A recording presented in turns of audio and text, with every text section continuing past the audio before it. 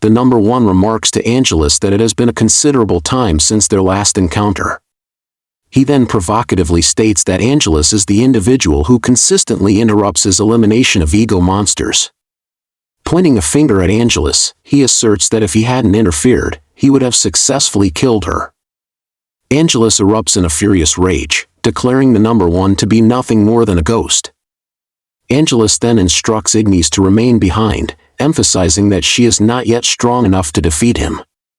The number one expresses satisfaction at this declaration, finding it precisely what he enjoys witnessing. He proclaims his intention to kill all the monsters, including Angelus himself.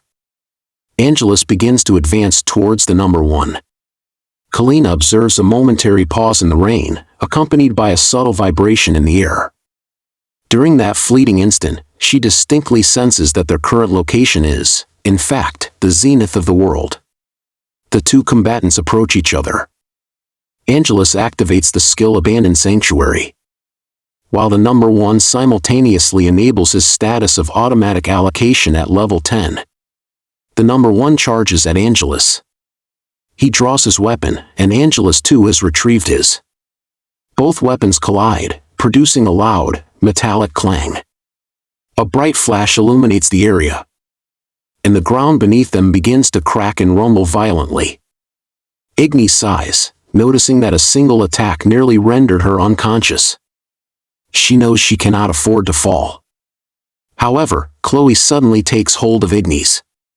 She reassures Ignis that everything is now fine. Ignis, unfamiliar with Chloe, inquires about her identity and how she knows her. Chloe explains that they have been searching for Angelus with a specific objective in mind, and Ignis's location overlaps most significantly with his whereabouts. Furthermore, they had been wondering for some time about the nature of the being Angelus held in such high regard. Their curiosity eventually led them to decide to take her as a hostage. Chloe holds an object in her hand as she speaks to Ignis. Chloe then tells Amber that it won't be long now. Angelus senses a peculiar feeling. A flash occurs, and suddenly they both witness Amber's arrival. They look at Amber, who is smiling, clearly pleased to have finally found Angelus. He decides to be direct, instructing Angelus to update all monsters to possess full egos. Angelus reminds Amber that he has already rejected this notion. He asks Amber if he has forgotten that he is an ego monster who vanishes permanently upon death. He questions Amber if he hasn't considered the possibility of perishing by his hands. Amber moves closer to Angelus, embracing him and whispering into his ear if it would be acceptable to him even if he only updated Ignis. Angelus is taken aback by the mention of Ignis. He sees Ignis, who is now preoccupied with Chloe. Chloe looks at Angelus and asks him why he insists on playing nice and won't simply accept their proposition. Angelus asks both of them if they truly comprehend the implications of their request. He warns them that they cannot be certain of the consequences should they interfere with her. He informs them that this entire world is aligned with her. Amber laughs, holding the object in his hand, and tells Angelus that this is precisely why he brought up the idea. Angelus recalls a past moment when he questioned Florith about the unfolding events. Angelus realizes that things are likely progressing according to Ignis's own plan. He contemplates that any interruption to this plan would represent the worst possible scenario. He tells Amber and Chloe that he has one condition regarding the update. Amber agrees to hear Angelus's terms. Angelus states that he can grant the full ego update to all monsters except for Ignis. He also informs them that he will postpone his battle with the number one. The number one approaches Chloe. He observes Chloe after such a long time and asks her if she dislikes this world. Chloe looks at him with a smile. Amber tosses the object towards Angelus. Angelus catches the object in his hand. The events of that day marked an unprecedented occurrence for all players. All active players suddenly found themselves paused. It was an unparalleled incident within the game world of Hidden Ego. A complete blackout ensues. The unforeseen blackout of the game Hidden Ego shocked every player. One player's game abruptly stopped, and she wondered if she had been logged out. This incident rapidly spread across the internet, generating widespread controversy. Discussions intensified through news channels and online videos. People began muttering amongst themselves, questioning whether they would continue playing Hidden Ego. One player informs another that the game creators claim it will take 3 days to rectify the issue. The players believe this is ample time for them to quit. One player asks another if they aren't curious about the developers' plans. The existence of ego monsters and the Hyrian raid event immediately prior to the blackout resulted in an unexpected outcome due to players' frustration over obtaining experience points in this series of unforeseen events. People started to develop a keen interest. Consequently, he has been playing a game called Hidden Ego recently. It appears enjoyable.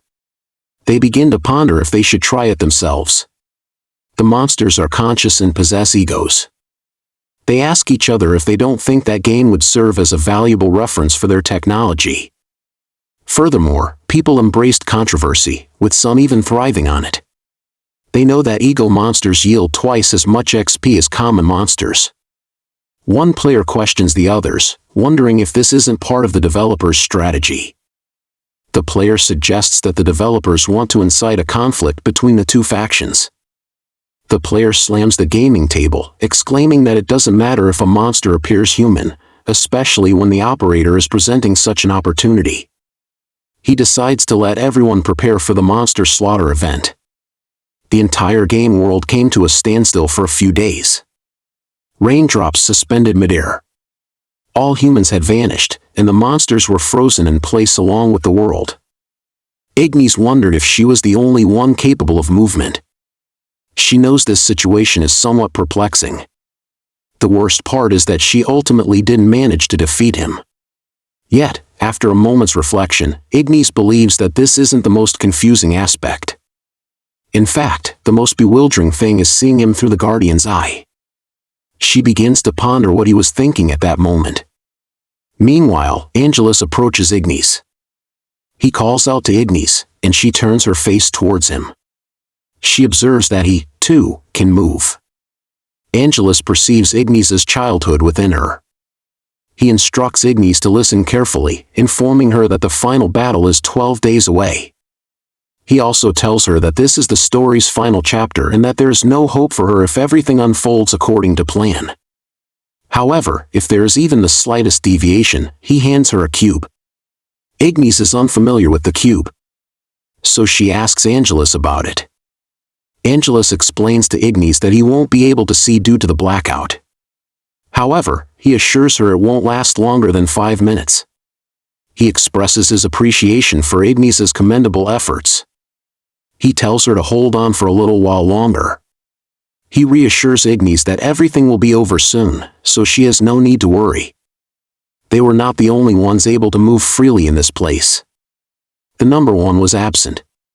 The 2 other individuals who arrived later had also departed. 2 moments later, time began to flow once more. Kalina feels an intense burning sensation within her. She screams, overwhelmed by immense pain. She begins to recall what transpired. Ignis tells Kalina that they have won the fight. Kalina asks Ignis who she is. The monster with purple hair enters with other monsters. She informs Kalina that all humans have vanished and asks Kalina what has happened. She can sense the power of a new ego. She can discern that many egos have been unlocked. Kalina tells her that the 2 individuals who arrived at the end stated they had updated all the monsters. She asks her companions about the remaining survivors. The monster informs Kalina that approximately 20 of them remain. She tells Kalina that she needs to assume complete control of Hyrian now that the humans are entirely gone. Kalina is still in shock over Leo's death. She begins to cry, overwhelmed by the stress she is experiencing. The monster tells Kalina to calm down and stop crying for a minute. She urges her to listen. She looks at Kalina's face and tells her that she needs to be the next boss. Kalina is unable to speak due to her emotional tension. Kalina, still weeping, tells her that she cannot possibly take Leo's place. Following these events, a large crowd flocked to Hidden Ego. People concluded that everything that had transpired was intentional, and their interest surged like oil thrown onto a fire. time passed, and soon it was only one day before the players returned to the game. The creator of the game world realizes they have been outsmarted. Meanwhile, the boss of the bug report team, named Sununyan, is listening to a song in the real world. He cherishes this song whenever he hears it. Yoon is diligently working on her laptop. She observes that the YouTuber she contacted performed an excellent job. She believes this strategy will certainly bring an end to the ego mob. Sunan knows that only one more day remains until they can log back in. He looks outside and sees that it is snowing. He remembers when his sister gave him a gift. She told him that with it, he could listen to all the music he desired, but instructed him to keep it a secret from others. Sunan Hyun, gazing at the snow, realizes that only 11 days are left until the final battle. He wishes his sister would wait a little longer. The monster with purple hair tells Kalina that she must lead Eden. She reminds Kalina that she was the one who brought Leo into their lives. Immediately after the battle, Hirian was empty except for them. And for some inexplicable reason, everyone else, apart from the monsters, had disappeared. The monster informs the other monsters that the humans are absent for an unknown reason. She orders the Cathedral Group to proceed and destroy the Resurrection Stone. The Cathedral Group moves to acquire the stone. They successfully reclaim Hirian. The monster with purple hair knows that it won't be long before the humans return. She believes they must establish a defensive line before then. The monster instructs the Cathedral Group to utilize their skills on the outer walls. One of the Cathedral Group members reminds the monster that she hasn't mentioned Leo's whereabouts. The monster hesitates slightly before responding, but tells them that she will inform them all about Leo after they complete their task.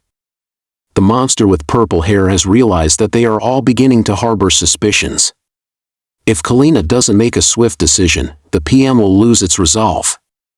She wonders if she should also deploy a poison swamp on the outskirts. She activates her skill, Death Swamp. She is surprised to find that her skill has significantly improved. She observes that its range and power are comparable to an entire ego. She wonders if this is indeed what she is contemplating. On the other hand, Kalina blames herself for everything, believing she is responsible for drawing Leo into this entire predicament. She wonders what she is supposed to do. She pulls out the object that Leo left behind. The scene shifts to the monsters standing nearby. They are muttering amongst themselves about Leo's location. Kalina then announces to everyone that Leo is dead. The purple-haired monster speaks with Kalina, who has now begun to address the group. One of the Cathedral Group members shouts at Kalina, questioning her statement. They find it impossible to believe, asserting that Leo is the strongest among them and thus could not possibly have died here.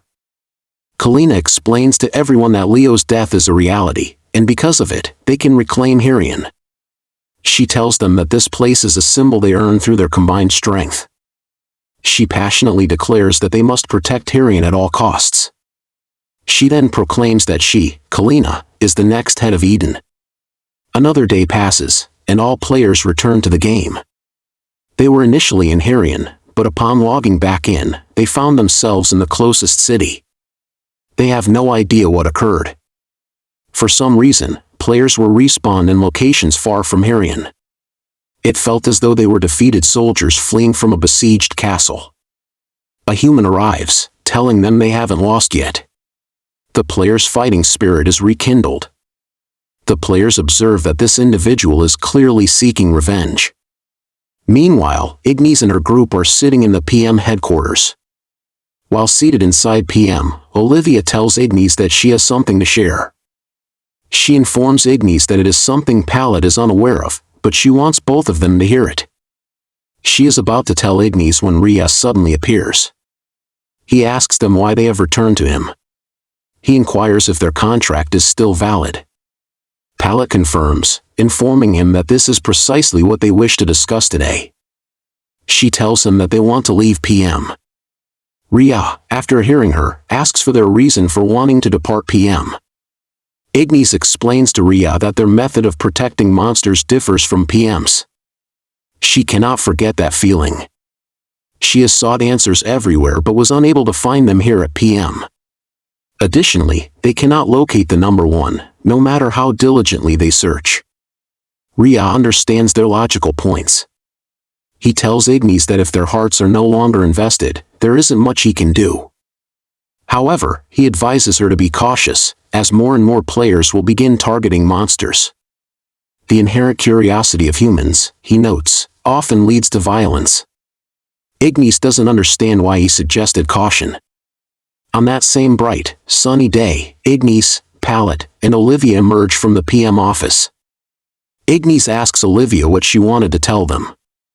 Olivia tells Ignis that she recently experienced a unique sensation for the first time.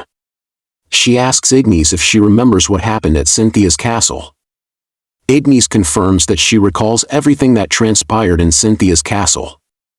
She asks Olivia if there was something specific she was referring to. Olivia tells Ignis that she has so much on her mind that she's unsure how to articulate it. But she tells Ignis that she has changed significantly after the blackout. It's as if her senses have become remarkably sharper. She can now feel the condition of her seeds from a distance, and the one planted there is the seed of the world tree. Olivia informs them that the seed of the world tree is still alive. Ignis remembers Calendarer, who told her something different. She tells Olivia that she is mistaken because the seed is a skill used long ago. As if destined, she wonders if the seed planted in advance is indeed the world tree. Suddenly, she realizes that the world tree was the scale that maintained the world's balance when it burned down. After its collapse, the monsters gradually became more dominant. But if it is restored with the seed, she wonders if they will become weak again. If so, she questions if they won't have to do anything about it. She knows that they need their strength.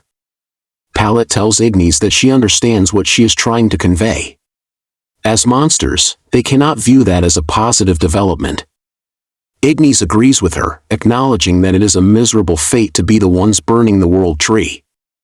They might feel like villains, but she knows their actions are also necessary. Consequently, Calendarer's actions are justified. Before visiting the world tree, she had searched for her brother's items.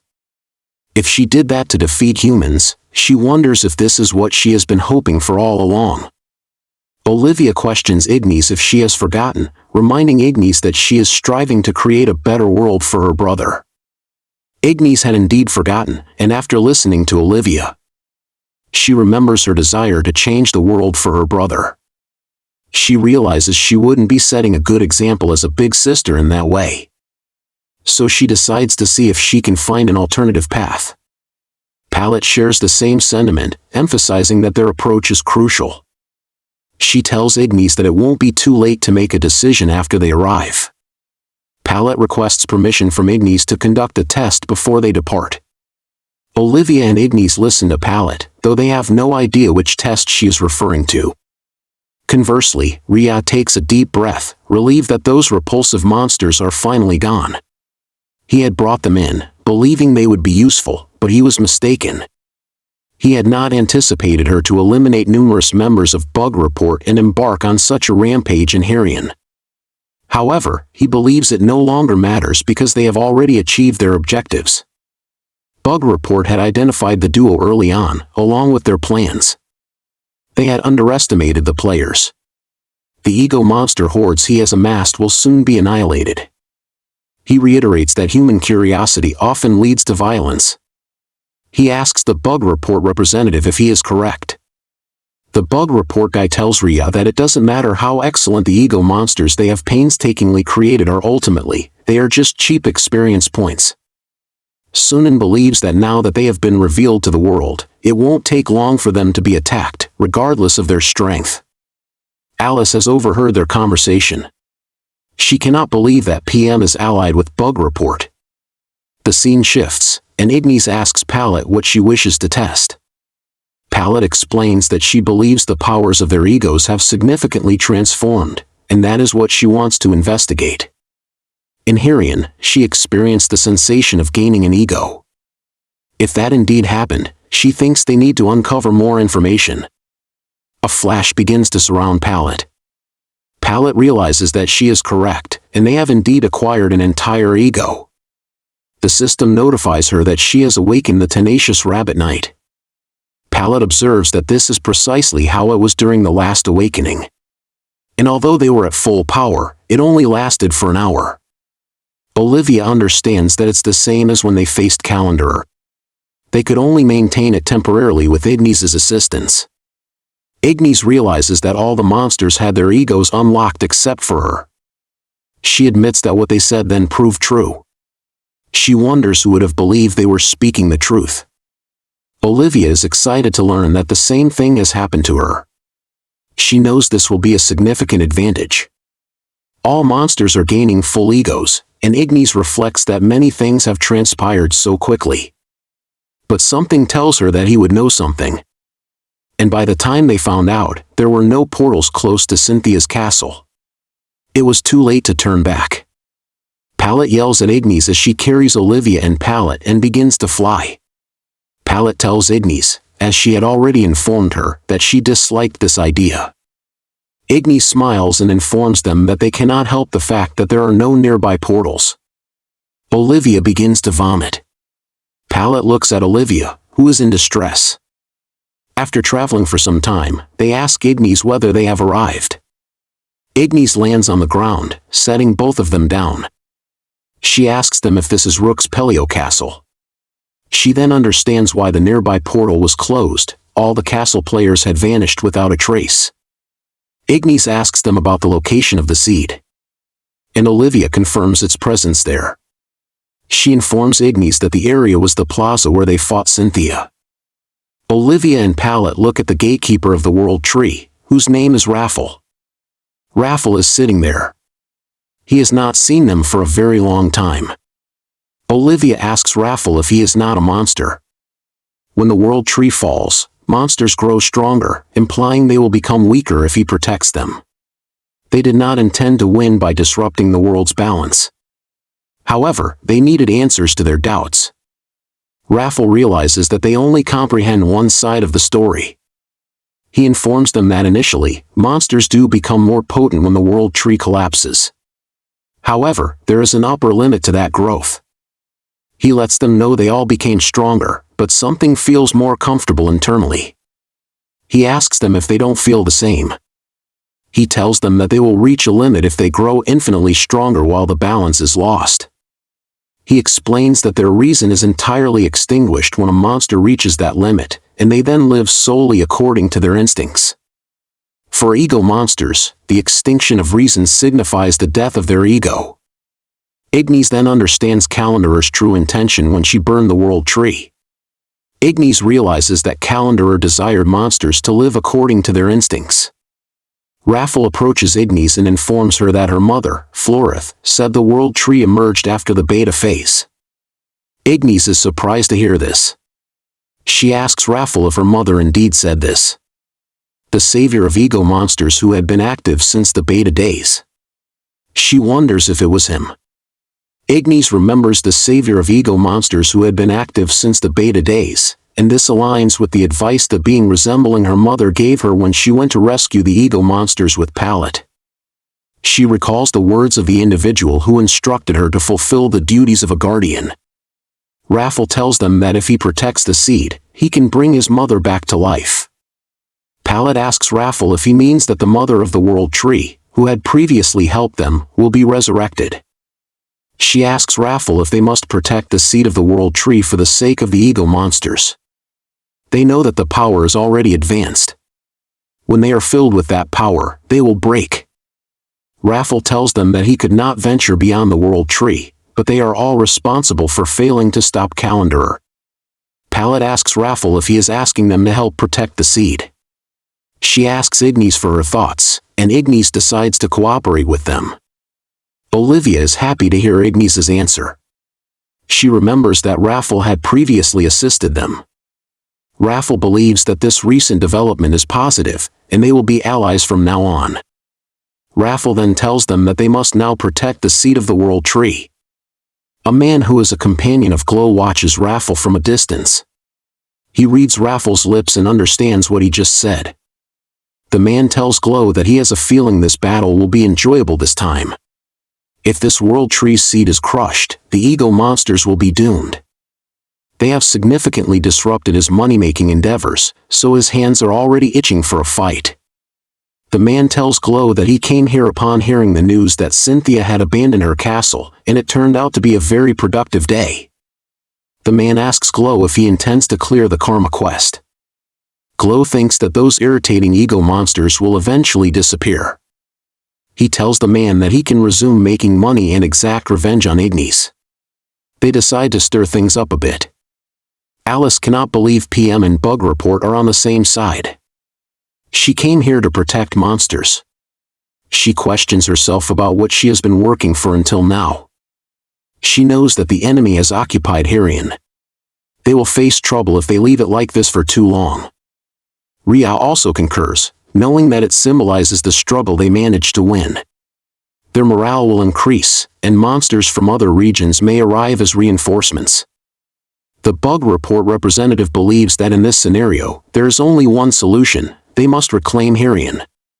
Ria asks him if he wants to attack Hirion again, and he tells him that this place is overrun with ego monsters. He realizes he needs to inform them about the situation. The scene shifts to Chloe, who observes the location and concludes that it is quite elaborate for a dwelling of hypocrites. Amber and Chloe head towards the PM building. Bulljack asks both of them about their business with PM. He clarifies that without an appointment, they cannot proceed further. Amber muses that humans are extraordinary. Amber then asks Bulljack if they also make appointments for raids. Ria hears an explosive sound from outside. He has no idea what it is. Amber kicks and breaks the door. He sees them hiding inside. He greets those hypocrites. The Bug Report representative tells Amber that he heard he was also forgotten there. He also mentions seeing him for the first time in the woods that day. Amber looks at him, knowing that he is the one who used the Watcher's Eye on him. He surmises that if he is here with PM, they must all be on the same side. Bug Report asks him what he will do if he discovers they are indeed aligned. Amber tells Chloe that she is correct, and Chloe is pleased by the compliment. Chloe knows it's an organization for monsters, so she initially thought they would be up to something, but now she sees that they are merely hypocrites who only say what everyone wants to hear. Bug Report asks them what they intend to do about it. He questions them if they are going to stage a protest. Ria tells Sun Hyun to wait a second, as he suspects something peculiar. He approaches Chloe and asks her if she knows him. Chloe asks him if he has seen her before. Ria could not believe what he was thinking. Sununyan asks Ria what the matter is and why he looks worried. Amber steps between them, standing beside Chloe. He tells them that they are all infinitely resurrected, but there is a penalty for dying. He knows that if the resurrection stones break and the penalties accumulate. He questions how long they can be confident of winning. Amber activates his unique field, and the building immediately begins to crack. The players start panicking upon hearing that voice, as they don't know what it is. They wonder if this is a monster attack. They see that it is emanating from the PM building. They begin shouting, astonished that those monsters dared to attack this place. On the other hand, a monster steps inside a castle and sits on a bench. He covers his face as his father looks at him and asks him why he has come there. The monster, still covering his face, asks his father if he can pose a question to him. The father permits him to ask what he wishes. The monster asks the father if a body without a shell possesses a soul. The father confirms that it is true, a body without a shell does indeed have a soul. He is Frel, who tells the father that finding the correct path for his soul is difficult, and this is the only way he can conceive.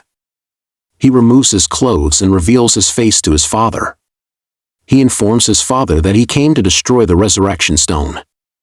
The father allows him to do this if it brings him happiness. He apologizes to the father. As soon as he destroys the stone, an explosion occurs. The players witness the monster attack at the church. Frel grits his teeth, knowing he could have done something else without his request. He thinks this is a bother, so he decides to get it over with. The other monster who has destroyed the stone asks him if he is aware of it. He questions him about how many times he has to explain it. He tells him that they should move past this. He believes it is merely 2 against all of them. The scene shifts back to them. Rhea steps onto the ground, wondering if this surface is made of fur. He asks the human if he is still confident, as he knows he cannot survive here. He activates his awakened form, known as the 9 spirits. He knows that no external player can intervene in a unique field. The only way out is to kill the owner of the field. Sunan tells the monster not to be arrogant. He immediately activates his volume controller. They both engage in battle. On the other side, Kim informs humans that the war has begun. He questions everyone about how much longer they will continue like this. He challenges everyone present, asking if they will persist in losing to monsters as they are now. The players agree with Kim. They must reclaim Harian, and they decide to assist Kim in subjugating all monsters. They form a guild named the Red Order. On the other side, the guild resistors also agree to help. They observe a total of 9 world-ranking guilds. Together, they vastly outnumber the monsters and are invading Harian once more. A young monster sits on the roof, observing all this through binoculars. He sees the humans advancing towards their location. He is overjoyed, as the time for avenging humans has arrived. The humans have formed large groups and are rushing towards the monsters. Kim instructs everyone to attack the monsters. The humans sprint towards the monsters. One of the monsters informs the others that there is a poisonous swamp ahead, so they must proceed and enter it. He orders the mages to use dismantling magic. Those with high resistance to magic can advance immediately. The purple-haired monster believes it won't be an easy task. A flash occurs, and with a sudden booming noise, a blast erupts. They are called useless trash. Kalina smiles and apologizes. Kalina leaps onto one of the Red Order members. The Red Order member grabs Kalina's leg and throws her away, suggesting she not underestimate him. Kalina immediately activates God's blessing of life. She then activates her swift protection. She is about to strike the Red Order member. As the sole individual with an entire ego in Eden, Leo was the only one who could utilize a unique field. But now they have become incomparably stronger. She activates her ego skill and attacks the Red Order member. They cannot believe that Kalina has defeated them. They decide to fly across the swamp if they cannot cross it by land. They are confident that their air troop, Blue Sky, will not lose to anyone. Kalina sees the Air Force approaching. She asks Rittner if they are all ready to fight. She activates her ego skill called Turbulence. She knows that no one can remain in the sky. The air troop members understand that the balance of both wings is essential for flight. And if that balance is broken, nothing can avoid falling. They are outnumbered, and she activates the unique field disruption. The scene focuses on Kim, who has no idea where they are. Kalina informs everyone that the land they are in is Eden. The deceased inhabitants of Eden grant casters an explosive buff. She realizes that Leo had been fighting against this idea and constructing Eden for them all along. She decides to take control of it herself now. Titan asks if this is the monster's unique field. Distra tells him that he has never seen such a large field. In the field, the land of Eden, a monster's stats increase by 1 upon the death of an inhabitant of Eden who has received Leo's skills. After so many casualties from the last battle, that number was far more substantial than anyone could imagine. This is Eden's grand funeral. This is Eden's grand funeral. Kim tells his fellow humans that there is nothing to fear because they are just monsters. He assures everyone that there is only one enemy. He is determined that they won't lose to a single opponent. The humans are about to strike the monsters. And Kalina charges towards the humans. An explosion takes place. And Kim cannot believe how this is possible. She thinks she knows Leo, and she realizes she is overflowing with the powers of her deceased comrades. It is a power that can be described as their infinitely sorrowful aspirations. She understands how they have all fought throughout. Kim grits his teeth. He wonders why they are all so strong. He tells Tana to run. Tana asks him if he forgot. He tells him they cannot leave until they eliminate the caster. Kim realizes that this means they are going to die. They see the caster, and she activates her ego skills. The players attempted to raid her again, but it was futile. The monsters who gained full egos became so powerful that they could not be ignored, which was unexpected for the players. Everything about that time was surprising. The battle concluded in just 21 minutes. Kim hears the screams of his fellow humans. He hears a jarring sound. He wonders if the monsters could not have completely wiped them out. Distra reminded Kim that the priest had stated it was his first time resurrecting such a large number of players. Kim inquired how this unexpected situation had come to pass. The Order Guild observed, one by one, that their opponents grew increasingly assertive, eventually transforming into boss monsters. Dying and losing experience points XP would result in a penalty. It wouldn't bode well if they couldn't overcome all of them in a single decisive action. They would continuously lose XP with each death, which could lead to a significant drop in their levels. He realized they would only grow weaker under these circumstances. Suddenly, a person approached, informing him that there was a solution. Kim gazed at them with wide, hopeful eyes. Rush looked at them and suggested they could attack a different location. The Red Order guy asked Rush what other place he was referring to. Rush explained that they needed to view this battle from a distance. He informed them that they were too weak to defeat their current adversaries by force. Only a select few players, specifically the top 2 rankers, possessed the strength to conquer them directly. Rush instructed them to set the world tree on fire again. The Red Order guy questioned Rush about his meaning regarding the world tree. Rush clarified that without the world tree, the monsters' instincts would progressively intensify, and their ability to reason would eventually vanish. Furthermore, he revealed that most ego monsters were currently in Herion, making it the only time the place was empty. The Red Order guy asked Rush what they would do if the monsters came over there, wondering if they wouldn't find themselves in the same predicament. In the meantime, Glow intervened, assuring them that he would handle those matters, because he possessed a winning strategy. The Red Order guy asked him why they should trust someone they didn't even know. He recognized that their valuable XP was at stake, and they heard a booming sound from the front. The Red Order guy began to contemplate the immense power he felt from those individuals. He had no idea what those entities were. Rush, with a slight smile, stated that if it was too difficult for them to follow both instructions, then there was nothing more they could do. He informed them that he was ranked 6th and Glow was ranked 4th, and both were members of the Number 0 Guild.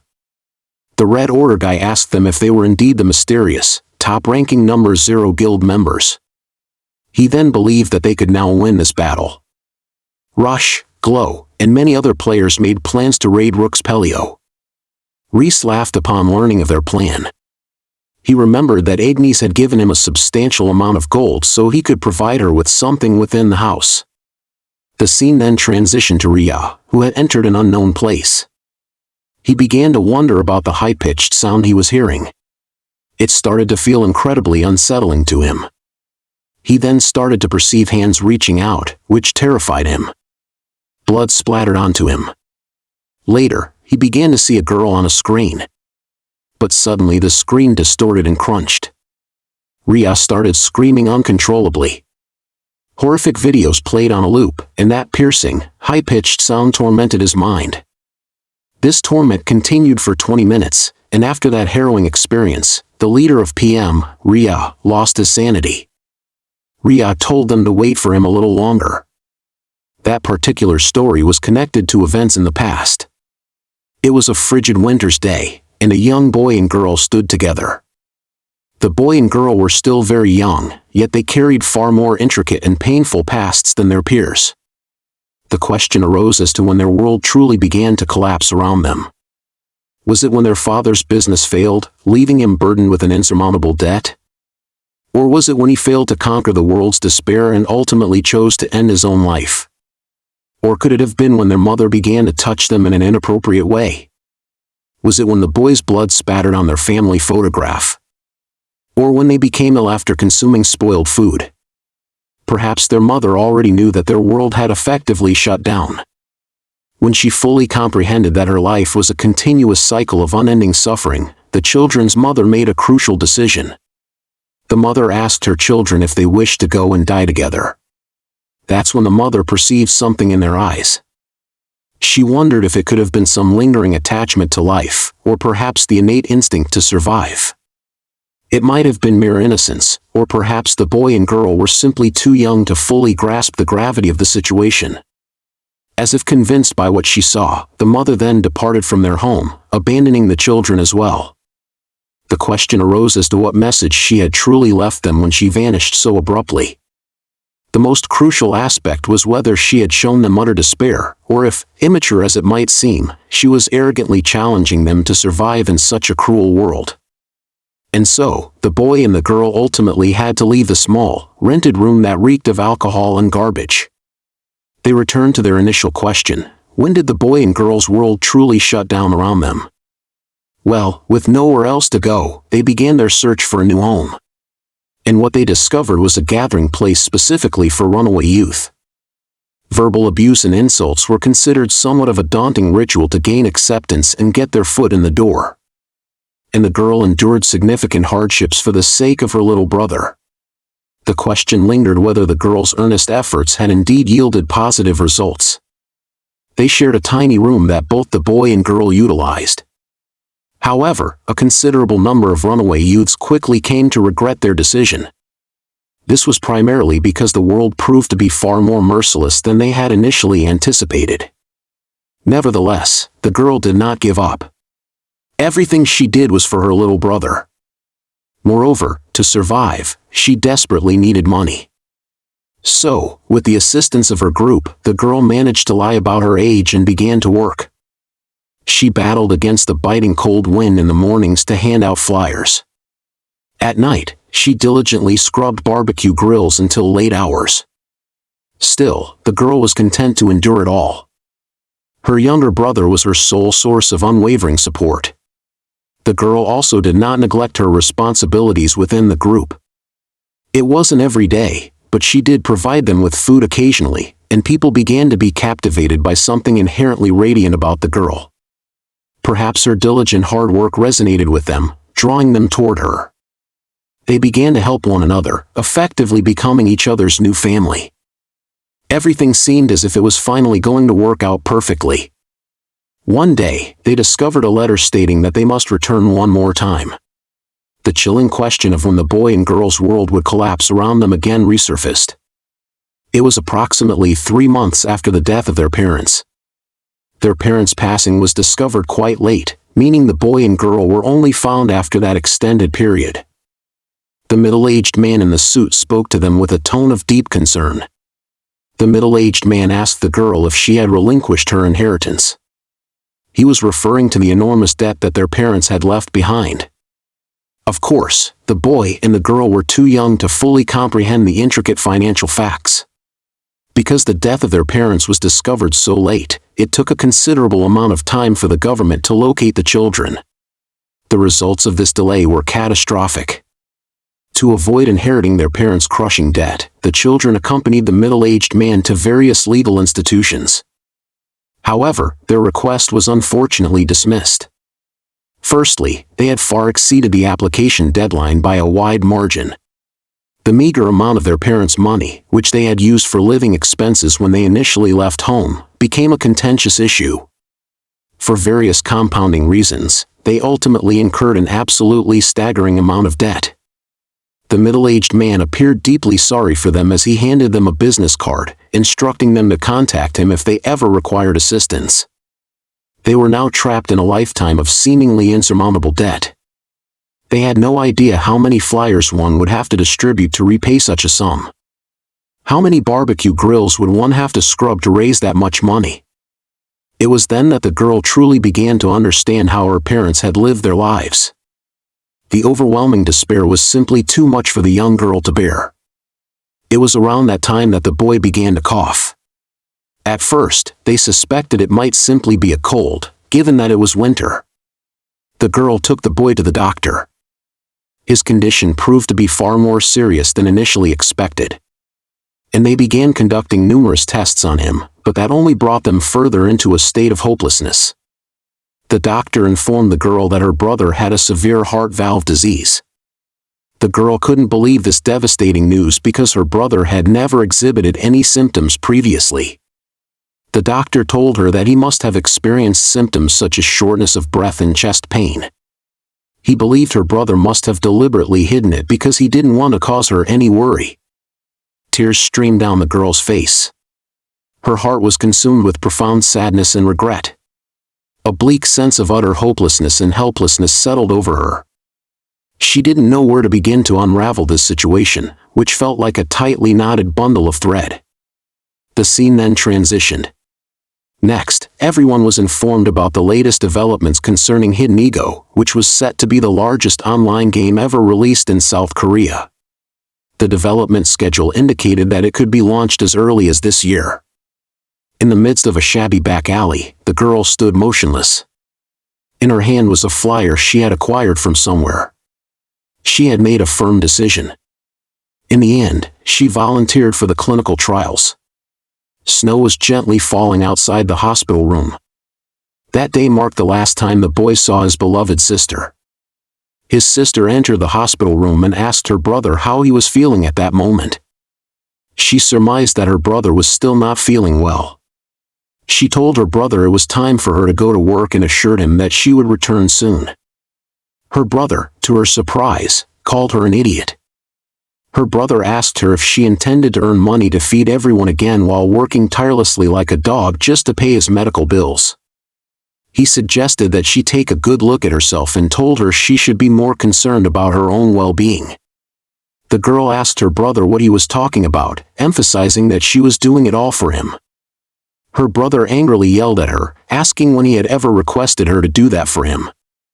He questioned why he would ever want her to sacrifice her life for him. Her brother began to regret his words, realizing that this was not what he intended to say to her. He simply wanted to express something else. In the meantime, his sister abruptly slammed the door and departed. After leaving the room, he started coughing.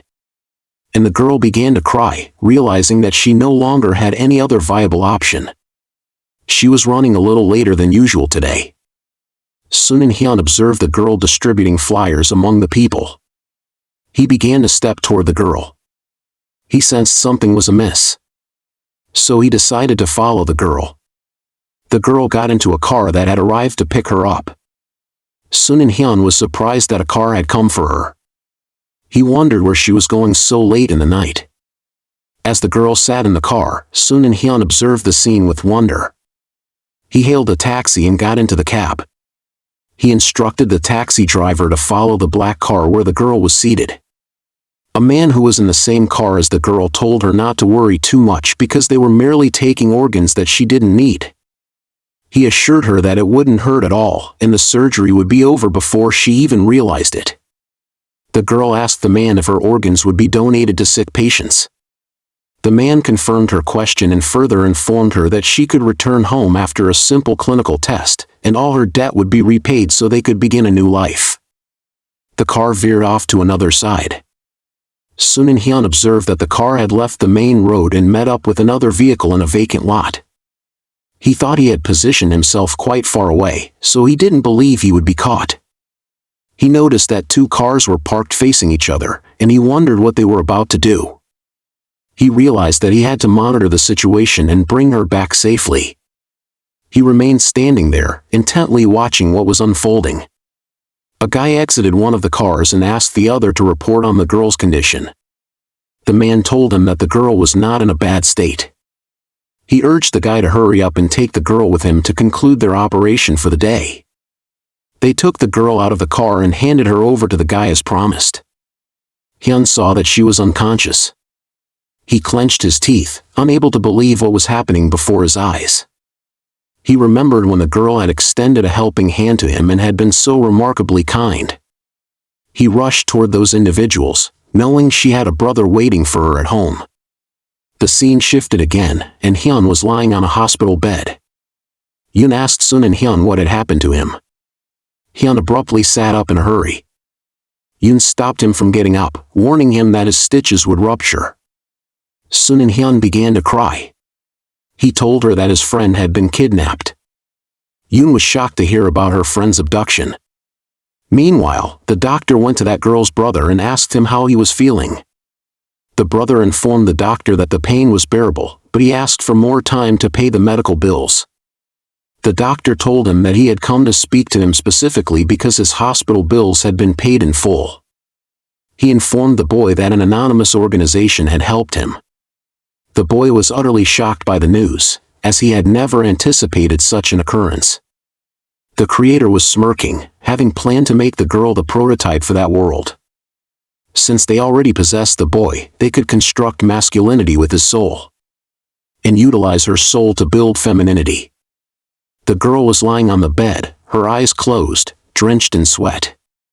She was constantly replaying what had transpired and wondering why she felt so dizzy. She was convinced that everything would be fine if the surgery proceeded as they had promised. She was simply hoping that afterward, she would be able to see her brother again. The scene transitioned to a sunny day. The creator stood in front of Chloe and the number one. Chloe was wondering where she was. The number one pondered if this was his new world. He thought it would be best to conceal the scar on his neck. He greeted Chloe. The creator informed them that he would grant them one right. The right to partially alter this world. Because the two of them were the Adam and Eve of artificial intelligence. Chloe asked him if he could tell her who she was. The boy searched for the girl. The girl had vanished one day without leaving a single trace. After enduring a prolonged period of guilt, the boy was diagnosed with depression. Aside from his brother's medical expenses being covered, he received a substantial sum from an unknown account. The boy and his friends resolved to find the girl. The money had been deposited into the brother's account after being routed through several diversions, making it extremely difficult to trace the source. Finding it on their own was nearly impossible, so they decided to consult an expert. Subsequently, determining the origin of the funds took a significant amount of time, and the results were astonishing. It had originated from an overseas pharmaceutical company, which was merely a shell corporation disguised under a famous name. It had laundered money through a borrowed account, and ultimately, they discovered an organization that supported several unfortunate children. Sun and Hyun realized that it was no wonder they couldn't find them. He told the girl's brother, whose name was Dun, that they needed to start moving. Dun agreed with Sun and Hyun, as he also believed they must begin their search to find his sister. A year had passed since the girl had gone missing. Although they had only lived together for a few months, they considered the girl family. The brevity of their time together did not matter, as relationships are not solely measured by time. They continued their relentless search, never giving up. They searched for years, and time passed without them uncovering the girl's whereabouts. Sun and Hyun informed Dun that the money had come from that organization. But they had only made the deposit, and he couldn't ascertain who was operating behind the organization. He told Dun that his hair had grown longer and asked him what he thought about getting it cut. Dun told him that he would cut his hair when he felt it needed to be cut. Sun and Hyun, knowing that several years had passed and he had tried every possible avenue that fate could offer, had witnessed her kidnapping that day. While both of them were conversing, they heard the news reporter breaking a significant story. The long-awaited largest online game in Korea, Hidden Ego, would be released next month. Dun was surprised to hear about the game Hidden Ego.